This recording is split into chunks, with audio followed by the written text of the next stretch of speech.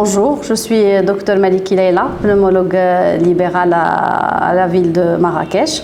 Alors aujourd'hui, on va parler d'une pathologie d'actualité qui est très fréquente et qui reste malheureusement sous-diagnostiquée dans le monde et au Maroc également. Alors ce qui n'est pas sans conséquence, surtout lorsqu'il touche certaines populations, par exemple les chauffeurs et les usagers des routes, parce que ça peut avoir de lourdes conséquences, notamment en causant des accidents de la voie publique, ce qui est tout à fait évitable si cette pathologie est diagnostiquée et traitée à temps.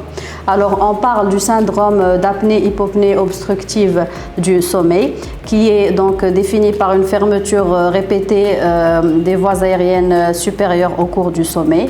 Cette fermeture, elle peut être totale ou bien partielle et donc causer ou bien des apnées ou bien des hypopnées.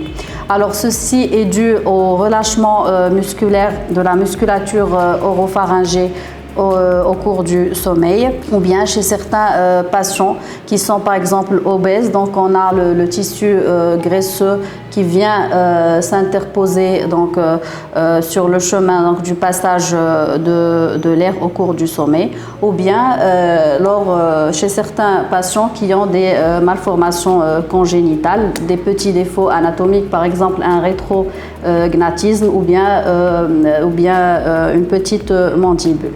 Alors les conséquences, ça va être l'interruption totale ou partielle des débits aériens, et donc va en résulter une désaturation avec une hypoxie nocturne.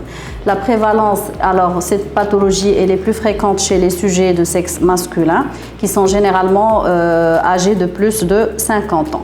Concernant le diagnostic, alors on a des éléments de présomption clinique, mais l'examen qui est sûr et qui va nous permettre de poser le diagnostic positif, mais également le diagnostic de sévérité, ça va rester l'enregistrement nocturne du sommeil. Alors, quels sont les signes cliniques qui vont nous faire penser à cette pathologie? Alors, généralement, on a, comme je viens de dire, un sujet de sexe masculin qui est âgé de plus de 50 ans, généralement qui est assez corpulent, donc avec un IMC qui est important. On a un ronflement qui est généralement perçu par le ou bien la partenaire.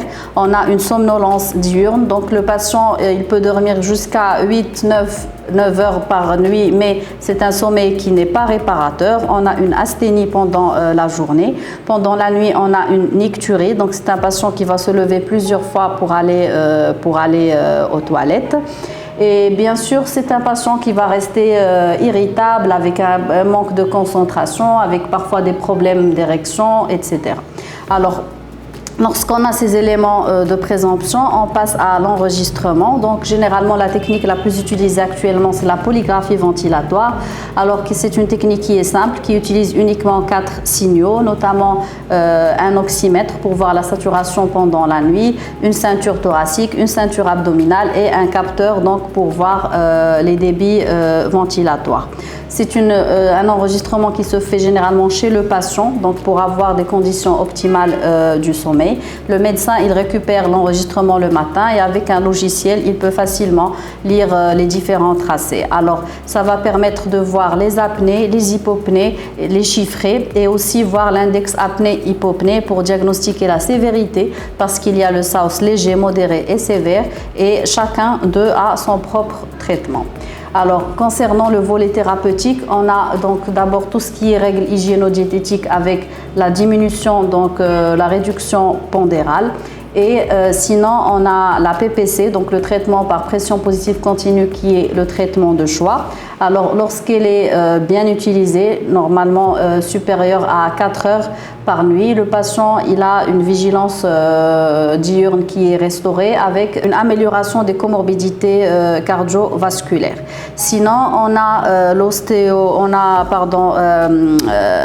l'orthèse d'avancée mandibulaire, donc l'OAM, qui est utilisée soit en première intention lorsqu'on a un SAOS léger, soit en deuxième intention lorsque le patient ne tolère pas la PPC, ou bien lorsqu'on a un échec de PPC, un patient qui n'est pas observant par exemple.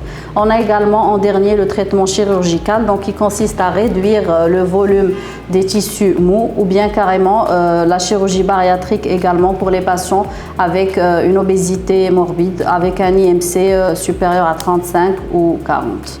Voilà, donc c'est ce que j'avais à vous dire aujourd'hui concernant le SAUS. Donc c'est une pathologie qui est sous-diagnostiquée et on a vraiment besoin de sensibiliser tout le corps médical pour pouvoir diagnostiquer cette pathologie à temps et la traiter. Merci.